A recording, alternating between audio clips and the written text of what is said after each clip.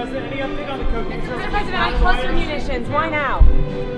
We've run out of ammunition. Russia has been using cluster munitions since the start of this war to attack Ukraine. We have been looking at this for quite some time, and what we have been weighing is this basic question of civilian harm.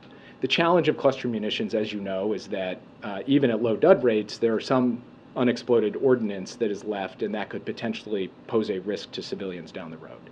So we did not immediately come out of the gate and provide this. But we had to balance that against the risk to civilian harm if Ukraine did not have sufficient artillery ammunition. Has Ukraine provided you with any assurances or guarantees in terms of their use in civilian areas? Ukraine has provided written assurances that it is going to use these in a very careful way that is aimed at minimizing any risk to civilians.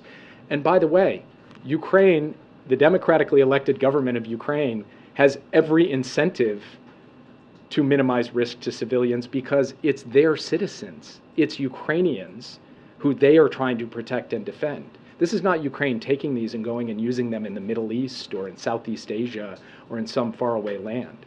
They're using them on their territory to defend their territory. So we believe that they are highly motivated to do this, and beyond being highly motivated, they have, to directly answer your question, provided these assurances to us. News that White House has proved providing Ukraine with cluster munitions. The Secretary General supports the Convention on Cluster Munitions, which, as you know, was adopted 15 years ago.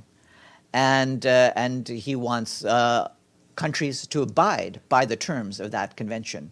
And so, as a result, of course, he does not want there to be continued use of cluster munitions on the battlefield.